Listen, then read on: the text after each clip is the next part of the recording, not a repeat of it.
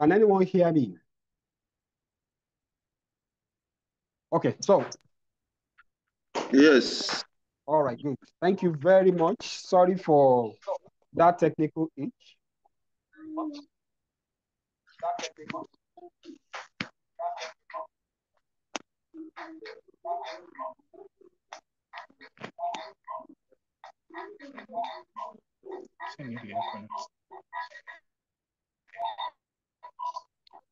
Please kindly mute yourself if you are just joining us. I can hear a kind of interference coming from. Okay, so I'm going to just dive straight into it because of our time. We want to see as much as how we could finish as much as early as possible. So we're going to be talking about the essential considerations in questionnaire design. Again, I've introduced myself. My name is Dr. Felix Oyeleye from University of Nigeria, Nsukka. Now, the questionnaire itself as a tool is a versatile tool that could be used, that has become central even to most researches all over the world. And beyond even researches, we still have some other areas that the application of questionnaire have found important use, which I'm going to be mentioning in the course of this presentation. To start with, according to Thomas Berger, he said the art and science of asking questions is the source of all knowledge. The art and science of asking questions is the source of all knowledge. The use of questionnaire, even though in an informal way, has been from time immemorial, and it has proven to be a very credible and reliable source of making investigation or conducting a research. Now, what is questionnaire to start with? It is a research tool that contains a list of questions requiring responses from predefined group of persons. And of course, it could be used to collect useful information that can help us to arrive at definitive results during research. Now, like I said, questionnaire has actually found use in many fields of human endeavor. And we consider it as a tool, a very important tool, a very credible tool that will help us to gather information that could serve as essential support in certain areas of research or researches. For instance, in medical researches, or experimental research, questionnaire can be very, very wonderful in providing complementary information to some background medical procedure that is used or that may be adopted during a research. So I said it's a tool for collecting information to describe. You can use it to compare, to explain an event or situation, as well as knowledge, attitude, behavior, or social demographic characteristic of a particular target population or a target group or a cohort. Now, what are the areas that questionnaire has actually found use? Social survey, because in most social researches, questionnaire is at the heart of most social researches. So you make use of questionnaire to gather information about the society, about the community, or what have you. And again, in scientific survey, questionnaire has found very important. In fact, I can say that there's hardly any scientific research today that questionnaire may not find relevance because we are dealing with human beings. And there are times that the human behavior can actually serve as a kind of confounders, even to whatever experimental work, whatever medical research or health-related research that is being conducted. So, for instance, you want to check up the reason cholera is spreading in a particular community. Questionnaire will help you beyond the laboratory investigation to have an idea of how the human behavior could play a role in the spread of that particular disease. So we could use it as scientific research. We can, of course, use it for national survey and also for census. Complementary health research, like I've earlier mentioned. And also we use it for business appraisal. Recently, my wife was trying to appraise the performance of our products, and she had to send questionnaire out. So questionnaire can be used in businesses, maybe to even check up staff performance, staff satisfaction, or performance indicator of your business. So this is a very powerful tool that can be adapted to all manner of human endeavor, be it research, be it intelligence gathering. Of course, questionnaire has found very, very important use also in investigative journalism. So we can go on and on. I can go on and on talking about the benefit of questionnaire or the application of questionnaire in several other important areas. Somebody is saying he can't hear me at the comment section. I want to believe I'm audible enough. Please kindly confirm so that I can continue. Oh, somebody is saying. You are quite audible. Oh, perfect. Thank you. I've enumerated the different areas that we could use questionnaire and how it applies to different areas of human endeavor. Now, the next thing we talk about is when do we begin to talk about the use of questionnaire? At what point does the concept of questionnaire as an instrument or a tool become necessary, maybe in the research? We have it here on the screen. The questionnaire-based study starts after your research problem or question has been identified and the research design, study design already mapped out. So it all starts from you having a set of research questions that you want to investigate. And you have found that the human behavior, okay, it play a role. Human behavior activity may play a role in that particular research. Be it qualitative research or quantitative research, whichever manner of research, the moment you realize that talking to the people within that confine of that particular research or study field can actually provide you additional information, then questionnaire becomes important. We have an example here. What is the Nigerian youth's perception about social media ban? So in this case, the questionnaire will be used to measure the concept of perception. The perception here becomes the dimension you intend to use your questionnaire to measure. Because scientifically, you cannot measure perception.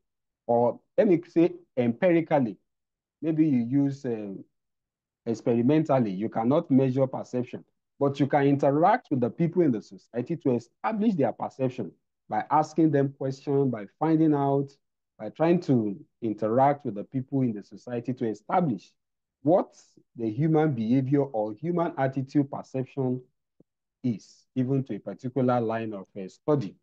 So, again, questionnaire can have three forms. When we conduct our study, it's important to understand that there's the possibility of adopting a questionnaire that's already been used for a study. There's a particular study conducted in your field, and that study is exactly the kind of study you wanted to conduct in another study area. Some years back, I designed a questionnaire around the uptake of anti-rabies vaccine by professionals in the field of veterinary medicine. Now, somebody had once done something similar to that among students. So his questionnaire became something I can adopt even for my own research. But it's important to understand that if you are to go by adopting a questionnaire and adapting it to your own work, it's important you make use of the questionnaire that is obtained from a credible journal. More importantly, article that has been published, a credible journal.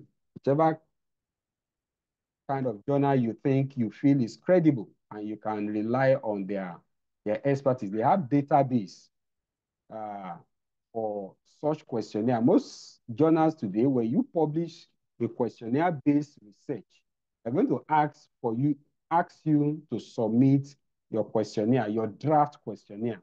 So the assumption is that that questionnaire, for that article to have been accepted, that questionnaire has been validated and the reliability check of that questionnaire has been done.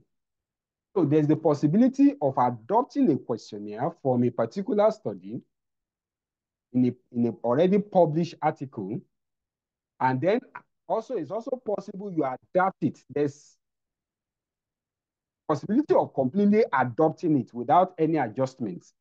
And I'm also saying there's also the possibility of making some modification to that questionnaire, thereby adapting it to your own work. But it must be in the same context.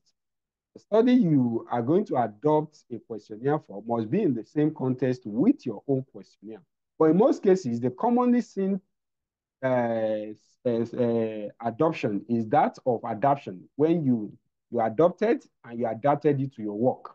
Because sometimes there are no two studies that are exactly the same. So, but the third possibility is to make use of a self-developed questionnaire, which is the very purpose for this webinar. If you are going to design your questionnaire from the scratch, that is what we call a self-developed questionnaire. It means you are going to start piecing together the wording, the construction, and everything with respect to the questionnaire will be done by yourself. In any of the cases I've mentioned, either you call it the self-developed questionnaire or the adopted questionnaire or the one you want to adapt to your work. You adopted, you are adapting it to your work. It's important that you conduct what we call expert preview. This expert preview is very, very important because the quality of your research will be determined by the quality of the questionnaire that you have made use for that particular research. So, but talking about expert preview, what do I mean by expert preview? Expert preview can be in 4 categories, okay? The first category is the subject expert. In other words, in the course of designing or at the first draft of your questionnaire, it's important you allow the subject experts in the area of that research to look at your questionnaire. Now, this is to provide professional support. Maybe you are working in the area of social science or probably education. You may need a professor, a senior lecturer, or an experienced individual that has actually published in that area, okay, to look at your questionnaire. So it's going to look at it for context and content. Very, very important. So we have the subject experts review. We also have the statistician preview. Now, ultimately, by the time the questionnaire itself is a tool with which you use to gather data. And the ultimate thing is that you're going to analyze the data. Okay? So it's important that even before you begin to administer the questionnaire, a statistician must have a look at that questionnaire and do proper work of face validation, content, whatever form of validation on that questionnaire before you begin to administer it. Because the common possibility is that, or the common experience today is that people go to the field, they gather data, and when they come back, they realize the data they have gathered is not analyzable. So before you set out to administer a questionnaire, there must be subject experts review of it, a preview of it, and also a statistician must take a look, must have a thorough look at that particular work. He wants to check the data you are going to gather. In fact, it is at that point you should be able to tell how do you hope to analyze that particular work, the kind of statistical test you are going to use, and all that. Very, very important. Okay? So the next is the language experts. Of course, questionnaire can be drafted in different languages, not just English language. It will be drafted in the native language, whatever form of, whichever area of focus your research is on. It's important you have a language expert to look at that questionnaire. There are certain terms that are considered offensive in some places.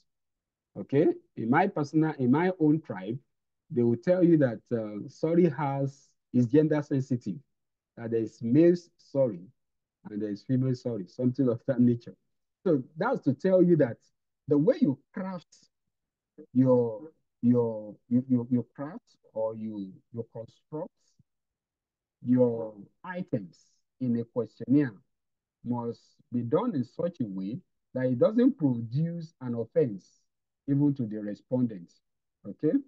Because when you talk of questionnaire-based research, the respondents are the king. Okay? Now, the fourth category of expert review is the psychology, the social psychology of the people. Very, very important. Maybe your research is target population of research.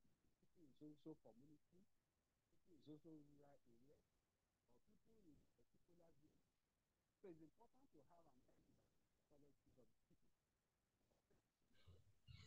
You're no longer audible. So sorry about that. Okay. Should be research that is meant to focus on maybe people within a particular ethnic group. It's important to have a clear understanding of the psychology of the people. So that is about expert review. Now, of course, again, the quality of the research, the output you are going to get in your research, more importantly, a questionnaire-based research, will be dependent on the quality of the questionnaire itself, the proper administration of it, and the third category is the careful analysis and interpretation of that questionnaire. Very, very important. So these are very, very important factors.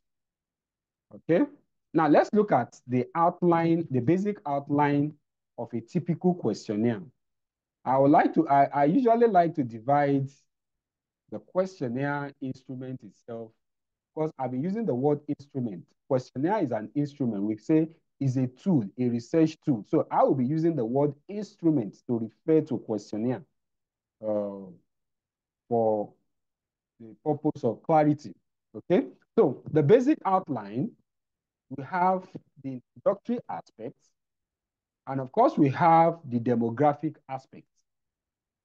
The introductory aspects, the demographic aspects, and of course, the main content of your questionnaire. Look at it one after the other. The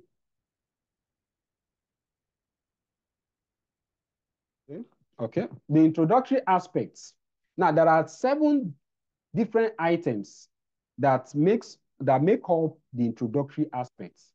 The first is the researcher's name. Many a times you see a questionnaire that does not carry detail of who the researcher is or the organization that is involved in that research. This is an important element that shouldn't be omitted. Maybe an undergraduate, as an undergraduate student or a postgraduate student, you are conducting a research. You want to check the perception of people, the attitude of Sir, people. we can't hear you.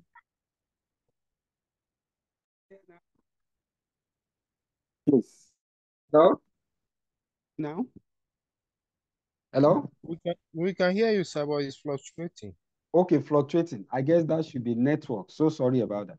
So, like I was saying, the researcher's name or the organization involved in that research is very, very important. Very, very important. Okay? Maybe as a postgraduate student, you are conducting a research. It's important you mention your name. I'm so, conducting so research. I'm of so institution. So you mentioned the researcher's affiliation is also very important. Is it a research institute? Are you conducting it as a business individual, business organization, or what have you?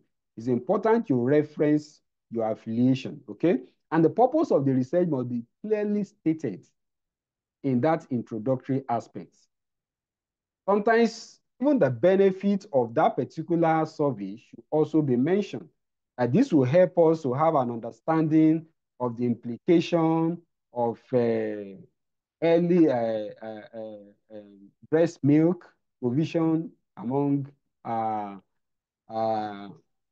nursing mothers. Okay, so the purpose of that particular survey should be clearly outlined. And then if there's any need for disclaimer, okay, you may need to mention it.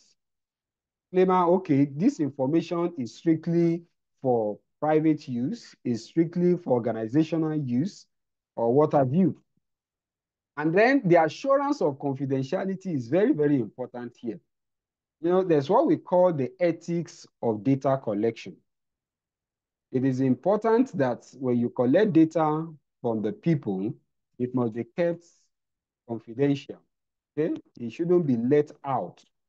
And that is why even when you conduct a questionnaire-based research, it's important you get ethical approval. Okay?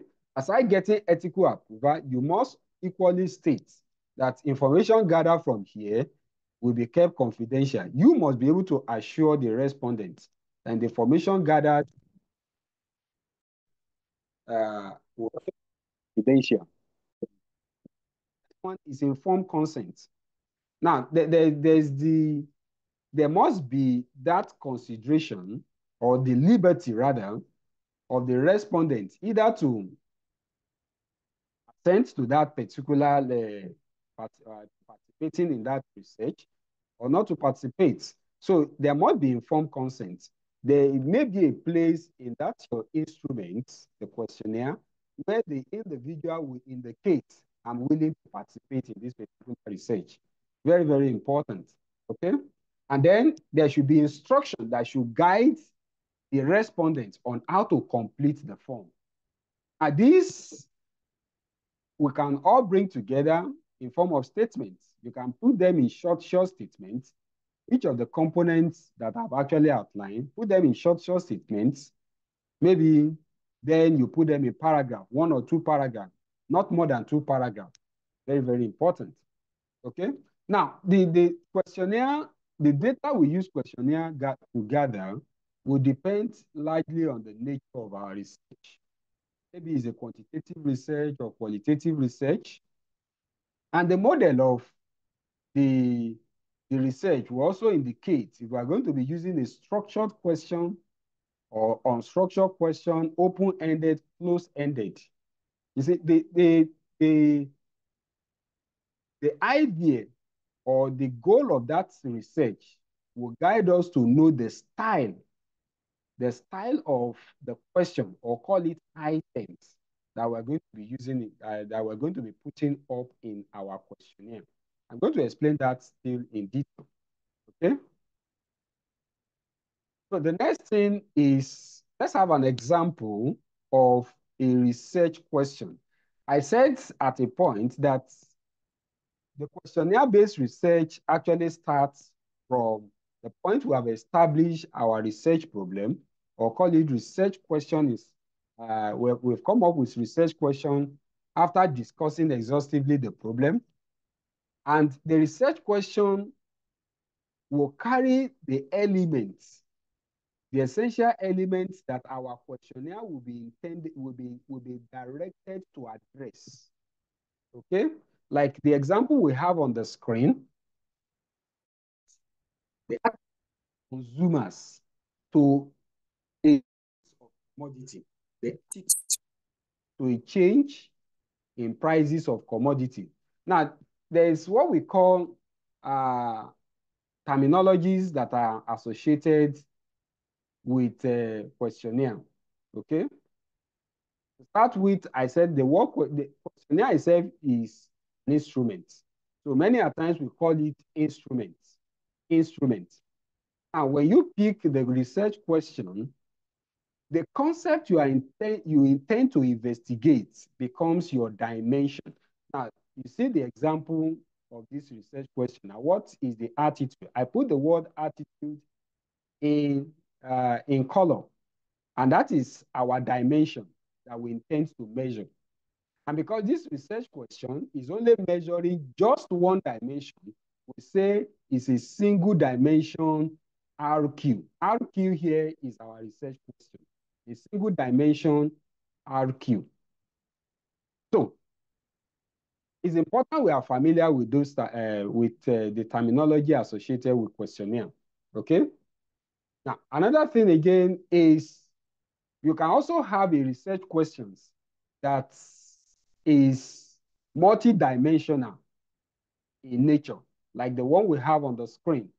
What is the level of flexibility and stability of the Nigerian educational system? So in this case, we have two dimensions to measure here, number one and number two. The first dimension is the level of flexibility. The second dimension is the stability. So this important dimension will help us. This is where we are going to craft our construct from. Now, if I take you to the next slide, you can see a clearer illustration of what I'm trying to say here. From the dimension, we begin to talk about our construct. Okay? We have the dimension like attributes. We have the dimension like level of flexibility. From those dimensions, we come up with a construct. Construct will be in form of the attitude of Nigerian students. In a form of phrase, that will be the construct. Now, from these constructs, we begin to generate questions. Usually, people refer to it as question. The kind of what the respondent is supposed to supply answers to. Usually, people refer to them as question, but actually, they are not really questions, because in some cases they could even be statements. So, conventionally, we refer to them as items. You can call them item, you can call them indicators, and you can as well refer to them as variables, because those are the variables you are going to key into your data collection tool from where you are going to analyze the work. So starting from dimension, you come to construct. From construct, you talk about items. Okay, let's have an example of a typical look of a questionnaire. So we have the construct. Here is the construct here. I believe you can see the attitude of, okay, that will be the construct in the change of price. What will be the construct? From this construct now, we can begin to generate our items. Okay, and like I said, the items may be in form of statements. Sometimes they may be questions. Okay, that is why we call them items, because they may be questions, they may be statements, So they are better referred to as item, or you call them indicators or variables. So you have B1 here. I seek for cheaper alternative. Now the respondent will have to tick one of the options. Here we have the option space where we have the Likert scale being indicated. The respondent will have to choose strongly agree neutral, disagree, or strongly disagree. Sorry, this is a mistake. This should be strongly disagree. Pardon me, please. So while we have the items like that, usually the items must be sufficient enough to measure, to help us conclude on that dimension or the construct we have here. It means by the time the respondent is able to supply necessary answers to the items, that should be sufficient enough to conclude on the attitude of the consumers, okay? If you just have two questions here, that may not be conclusive to measure the attitude of consumer. So it's important to do a thorough research, a thorough study to understand the necessary items that should suffice. Usually 4 items, 5 items, 6 items be enough to conclude on a particular dimension. It is not recommended that we have too much items, okay? Trying to explain a particular dimension. Now, let's look at some of these considerations.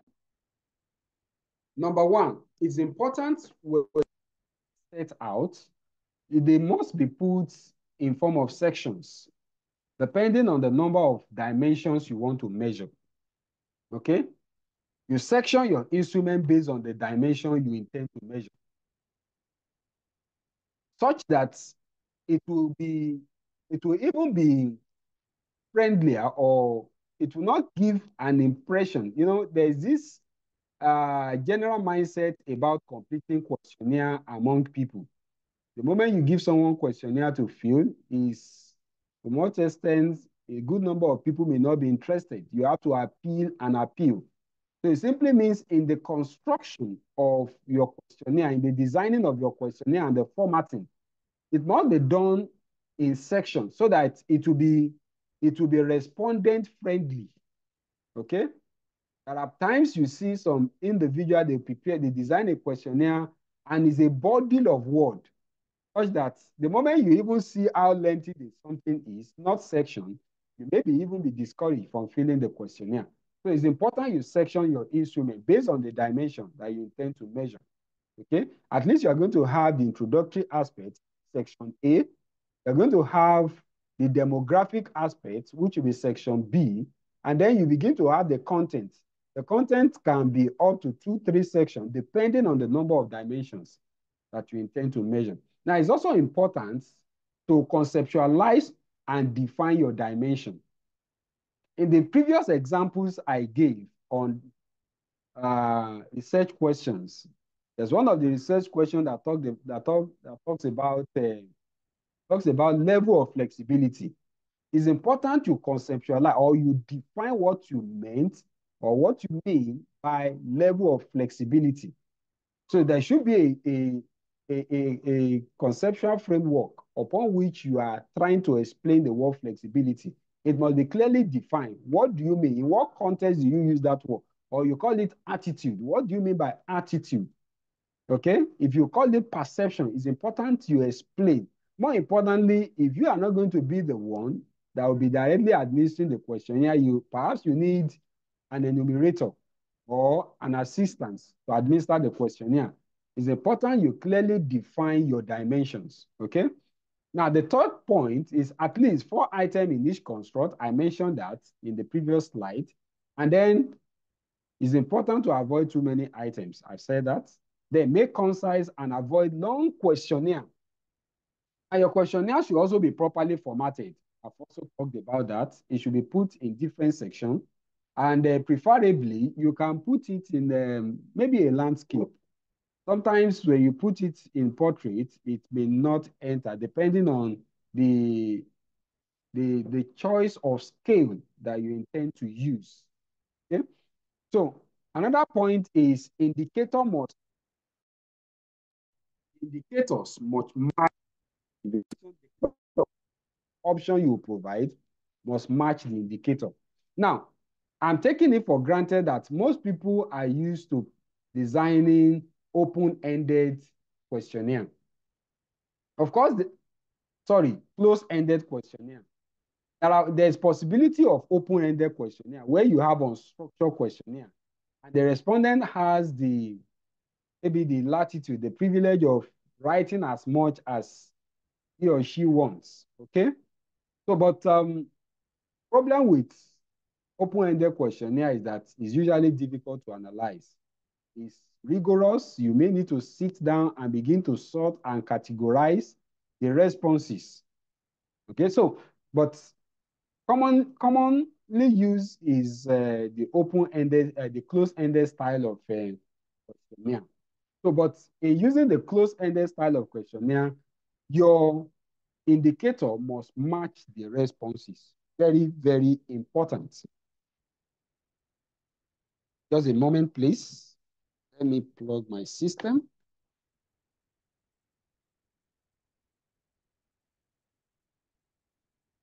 Okay. So the indicator must match a natural flow in the sequence of the link. Okay. A natural flow. Of course, basic item under the main content of the questionnaire before to some very difficult question in your questionnaire. Okay. Now we have a typical example of a questionnaire sectioning and formatting style here. If you look at what we have on the slide here, you have the first question is on occupation, and you can see the response option here, and the code is already predetermined. Now, the benefit of this formatting style is that it will give you it prepares you already for the analysis of the instrument itself. So when you enter your data now into maybe Excel or SPSS, then the first variable here, which is the first item, will be depending on the respondent, the respondent pick. If the respondent chose the option farmer, that would be A11, A12, as the case may be. So it's important. You see, the beauty of this formatting style is that it gives you insight to how the work itself, the data itself will be collated at the end of the day, and it makes it easy for analysis. Okay, so this is the typical way for formatting. Okay, you have the first the dimension being measured, you can call it section A, and the next dimension you call it section B. Okay, so technical terms should be avoided if possible, depending on your target group, your target population. There are certain terms that may be too technical for them to comprehend, except where the removal of such technical terms may compromise your instrument. And it simply means that in that case, you may need to explain the implication of that technical term. Okay, maybe you are conducting a research on AMR. Not many people understand what AMR means, antimicrobial resistance. You need to explain, okay? So, and also it's important to use simple grammar. Okay, provide enough space in the case of open-ended questions. That's for those that wants to align with open-ended style of questionnaire. Now again, you ensure variability in your response. Now the issue of variability in response is very, very key in the area of choosing your scale. There are different categories of scale, which this section does not really cover. Okay, it doesn't cover description of different scale, but of course, you know, we have different type of scales. We have the binary response scale. We have the Likert scale, and we also have the ranking scale. What scale you decide to choose, number one, make sure it's appropriate and it gives enough variability for the respondents to choose from. For instance, if I want to find out the interest of someone in a particular social platform, I can put it in form of statements. Instead of say, do you like Instagram? Such that the person will respond yes or no.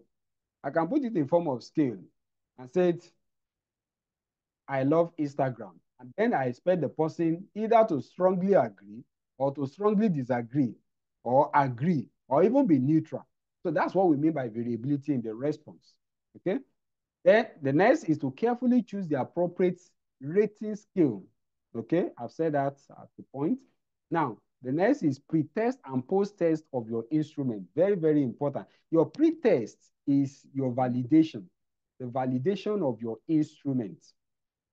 The goal of validation is to check your instrument for clarity and for relevance. Okay? The clarity of your instrument such that the respondents understand what the focus of the instrument is. So there's the need for thorough validation of your instrument. Now, the post-test is your reliability check. The reliability check is intended to establish the reproducibility of your work. So you want to establish how feasible is this work. It's like conducting a pilot test on your work. Synonymous to conducting a pilot test. For instance, if you have established a sample size of say 6,000, you have to administer your questionnaire to 1,000. To administer the questionnaire randomly to say about 60 individuals, 60 respondents. Now, after administering the questionnaire, then you retrieve it and perform a reliability check on that instrument. And the result you obtain from reliability check will determine if you will continue with that work or you want to re-engineer or you want to rework your instrument again. And this is very important to avoid waste of resources. That is why we do post-test, okay? And we have talked about the need for expert review. I also talked about indirect enumerator should be properly trained. More importantly, if you are not going to self, it's important that your enumerators properly trained. Thank you very much for listening. This is the end of the presentation. I'm going to give room for questions. If you have questions emanating from the presentation, please, I would like you to unmute yourself. Please, okay, let's do it this way. Indicate at the comment section, and then I'll call on you. Once again, thank you very much for your patience in participating. So let's give room for question now, please. Question. Okay, I can see Dr. Oguleye. Dr. Oguleye, please. You can come on with your question.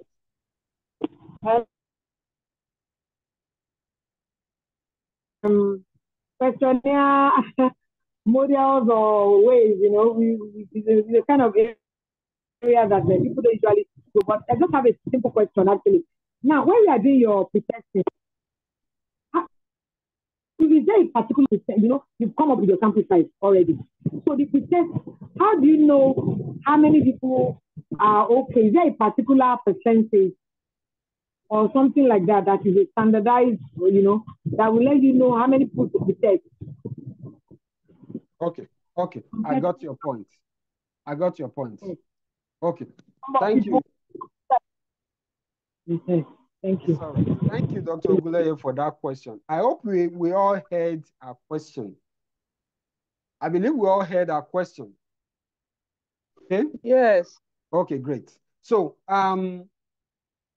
It's important to clearly state that your pretest is done on the instrument. Even before administration, that is where you do your pretest. And like I said, pretest is the validation. Your pretest is the validation. While your post-test is your reliability check. It is the instruments that you are going to pretest. And how do you do pretesting? Pretesting is done different ways, or validation. There are different types of validation. There's the phase validation, there's the content validation, there's the constraint validation, different category of pretesting, okay, or validation.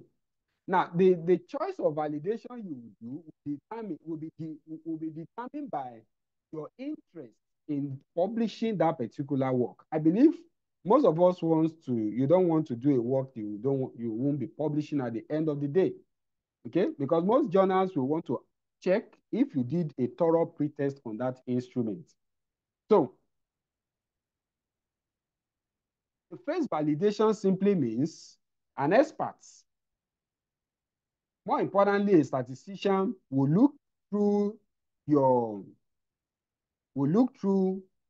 instrument and certify it okay for administration. You want to correct, test, and all that, maybe perspective. That is phase validation. And we also have what we call content validation, which is the basic that is expected to be done when you intend to publish an article. Now, how that is done is beyond the context of this presentation. But in principle, it's all about setting up a judge or jury system that will be made up of the different category of experts I enumerated earlier. After you have designed your instrument, you will send copies of that instrument to those experts. They will sit down with that instrument with a validation scoring chart. There's a validation scoring chart that is usually designed to test an instrument. Okay? That scoring chart is what will guide the experts to establish if your instrument is clear and relevant. I mentioned that the essence of pretests and validation is to establish the clarity and the relevance of your instrument to that particular research. Starting from your introduction. Okay, Godfrey, I can see your hands up. I'm going to call on you. So starting from your introduction to your demographic, which is the second aspect of the outline, and the contents, okay? We want to look at each item you've added to that particular instrument. Are they clear? I mean, is it clear? Is each of the items clear? And are they is it relevant? Very, very important. So that is what pretest means. Why reliability check? That actually is the next stage, which involves you administering the questionnaire. The questionnaire often recommend we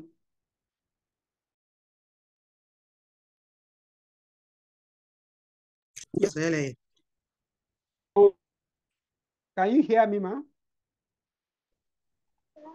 Yes, but at times it fluctuates. Hello? Yes, we can hear you now, but it fluctuates sometimes.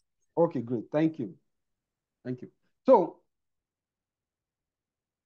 you administer the questionnaire, and after administering the questionnaire to a handful, say minimum of 30, depending on your sample size, then you collect the instrument, and then you subject it to a reliability check statistically. A statistician can do that for you. You can do that on SPSS. So that is reliability check, and that is the post-test, which is different from pre-test. So let me call on Ike. I saw Ike Godfrey. Is Ike Godfrey still there? Ike Yes, Godfrey. yes, sir. Yes, sir. Yes, sir. I'm still there. I'm still Okay, there. please. Let's have your Okay, question. Thank you so much, Dr. Yele. I just want to ask a few questions. Sorry, I'm having a network challenge here. By the time you're talking about the indicator, you say that the indicator must match the response. I didn't get you clear. And secondly, what factors do you look at before you now choose the particular type of scale you want to use when you are coming up with your questionnaire? What do you consider at the back of your mind that will now guide you to say this is the particular type of scale one is going to use? Thank you. Okay, thank you very much for that question. Now, I said that there's a need for your indicator to match the response. Okay? For instance, if I ask a question, okay, maybe I put an item, okay, under my construct, I like my job. The goal of that particular construct is to know attitude of people to their job. And I put an item there, I like my job. I like my job. You will realize that that is a statement, not necessarily a question. It is a statement. So the appropriate scale of reference will be that of a Likert scale, which will probably start from strongly agree to strongly disagree. But if I put it this way, do you like, or maybe somebody is putting it to me, do you like your job? The appropriate scale in that case will be either yes or no. Either yes or no. Usually when you have a statement item, is when you begin to think of Likert scale. You begin to think of ranking scale. Okay? But when it comes in form of question, the commonly appropriate response option will be that of binary, either yes or no, true or false. Okay? But as a matter of principle, to increase the variability of your response, it's better you construct your item in such a way that Likert scale will be applicable to it. Okay? Okay, sir. Likert scale will be applicable to it. The essence is to increase the variability of your response.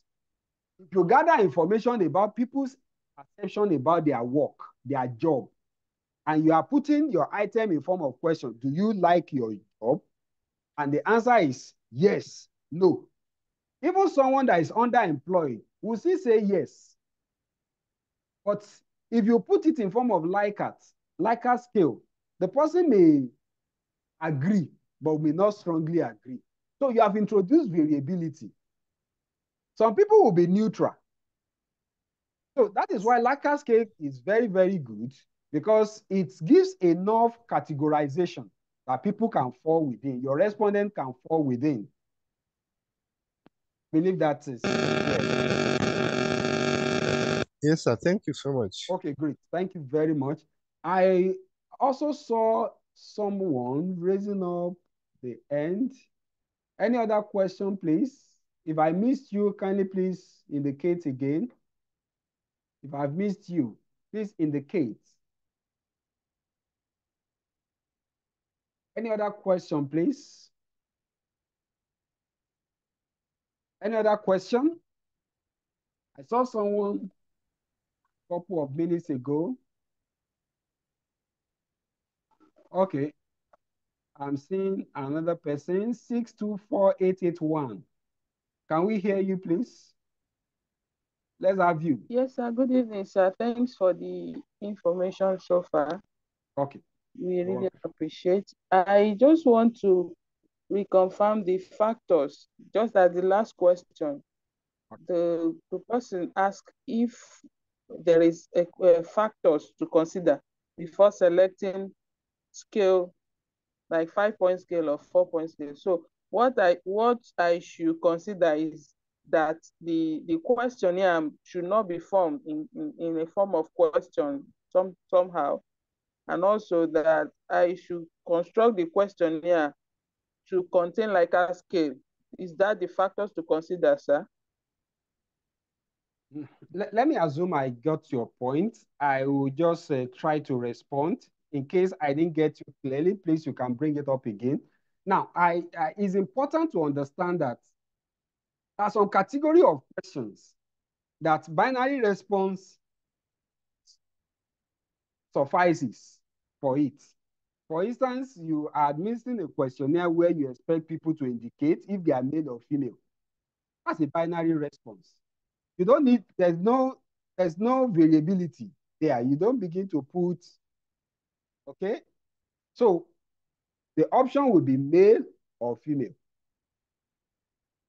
There are some categories of questions that may be there for exclusion purpose.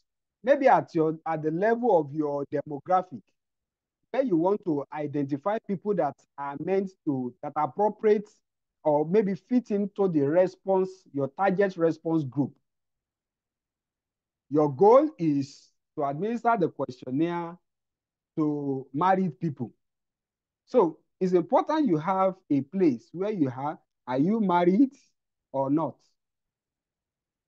Are you married? The person will have to pick yes or no. That becomes an exclusion principle. So in that case, a dichotomous response or binary response could be appropriate for that. Okay? But essentially, in the body of your work, the main content of your work, there are most categories of items you are going to have there may require variability in response. There's no hard and fast rule about choosing the choice of skill. But you will have to look at the response that you're expecting to get from someone and look at to what extent can the response to this particular item vary. That will determine the appropriate skill. For instance, if I'm to ask people about their level of education, some can be primary school, some may be secondary school leaver, some may be university graduate, some may be postgraduate, and some may not have even gone to school at all. So that tells you that the choice of skill for that question will not be either literate or illiterate or what have you. So the nature of your question or the nature of your item will determine the appropriate response skill. But as much as possible, where necessary, you must provide necessary variability to that item, such that people are able to expand. There's a boundary, there's a liberty of expression of choice. That is what we're saying. 624-881, I believe I've attended to your question. Yes, I get it now, sir. I get it now, sir. Any other question?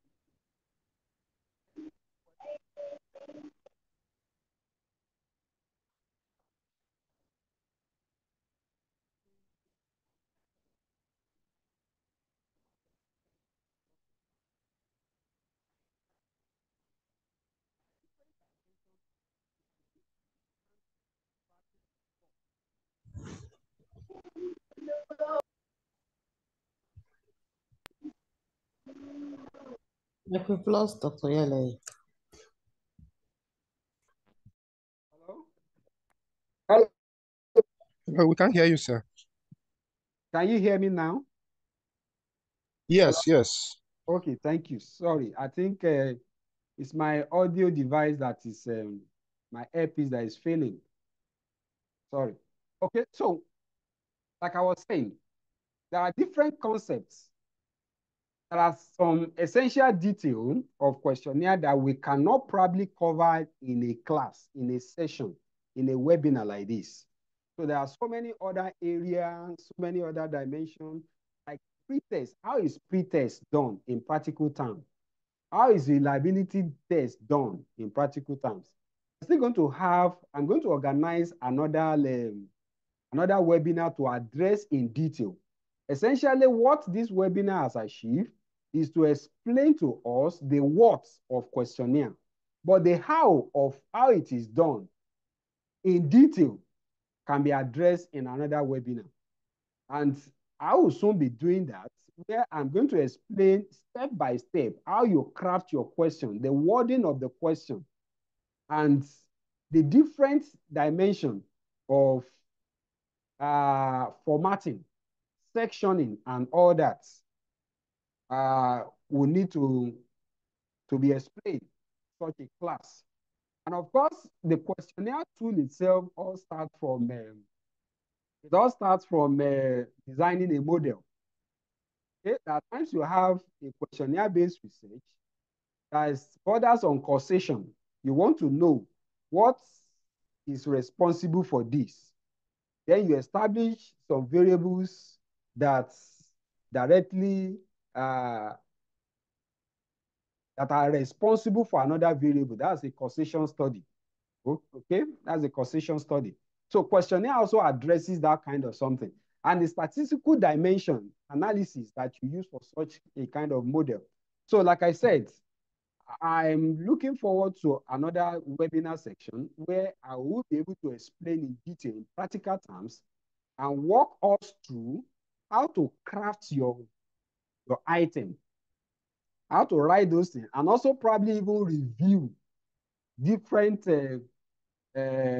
instruments that will actually help us to have a better understanding. Let me take a few more questions before I conclude on what I'm saying. Any other question, please? Okay. Any other question? Any other question? Okay, if there's no more question, like I was saying, there's a need to have Yes, please. Sorry, Doc. Okay, go ahead, please. Good evening, Doc. Please, I just wanted to know, are you going to share this so that we could review as Yes, well? I'm going to We could share the look at slide. it and Yes, I'll all put the right. slide. Thank you so much. You're most welcome.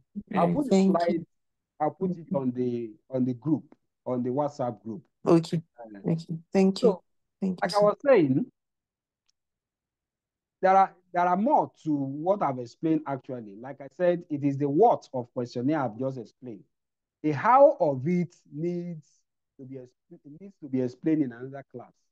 That is why I'm going to have another class, like you have on the screen. I'm going to organize a 3 days master class from theoretical framework to conceptual framework, where we are going to discuss in detail how to craft that questionnaire itself.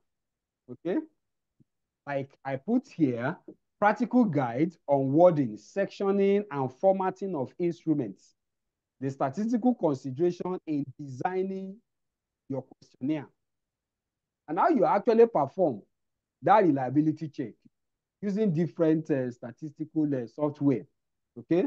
The commonly used today is our SPSS. How do you perform your reliability check using the SPSS?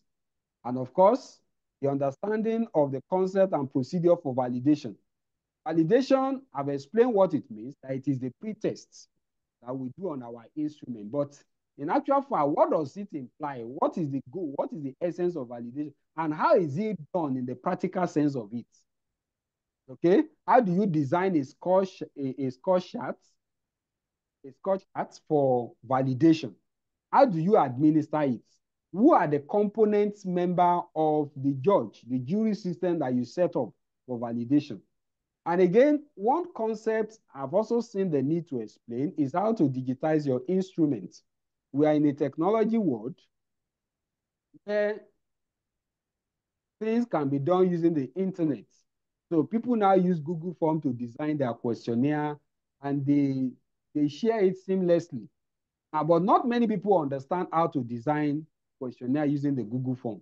And of course, we have other forms. So in that class, I will still be teaching how to use your Google Form to design your questionnaire and some of the consideration in using your Google Form to administer your questionnaire, to design and administer it, and also the Kobo kit. Of course, the digitization of your instruments will save you time, it will save you resources, and it will even make easy the collation of your instrument, because with Google Form templates, the moment the people are filling the form, Google Form already prepares it in an Excel sheet that you can easily send to maybe your statistician.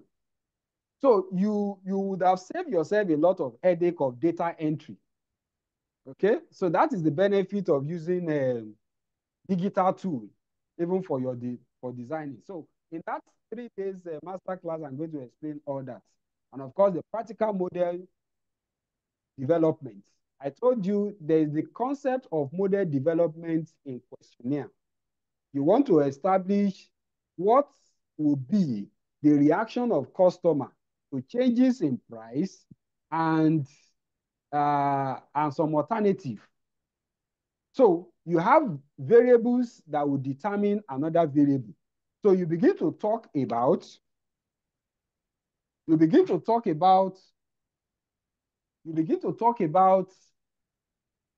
the statistical tests you use for that, okay? Which is commonly our regression analysis. You can use your regression analysis to analyze your research questionnaire. How do we do that? What are the intricacies involved in doing that? I'll do justice to that in the next and of course, after that master class, there will still be privilege for a kind of 1 month post-class support where if you have any question, you can reach out to me and I provide support. And of course, for that very master class, there will be certificates of participation that will also be issued, which some may find very, very useful. Okay. Thank you once again for your time. Now, I will appreciate if we can share our review on this class on the WhatsApp group. I will appreciate your contribution, your comments, and all that. Sit down.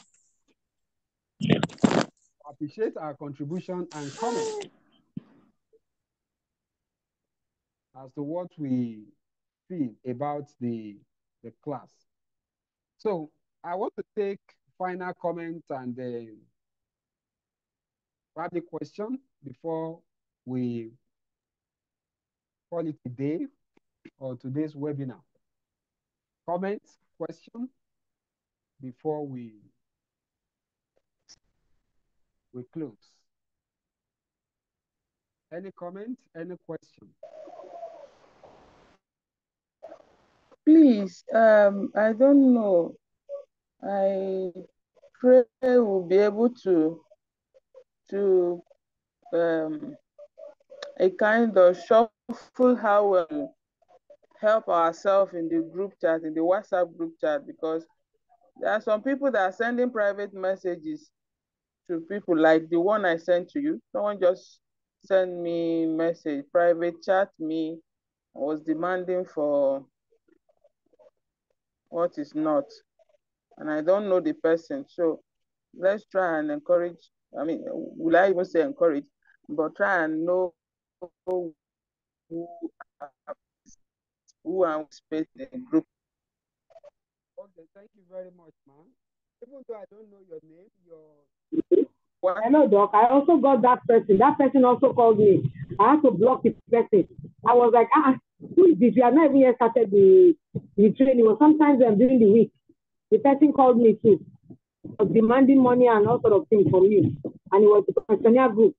So you need to put the group on a security chair, something.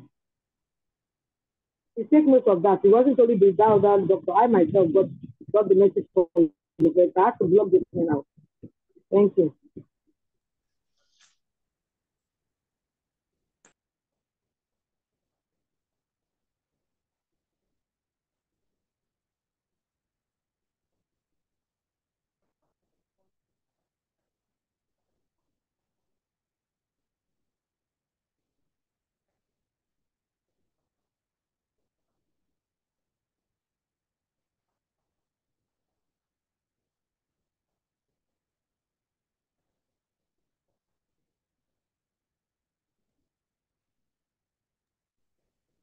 I can't hear you. I don't know that time.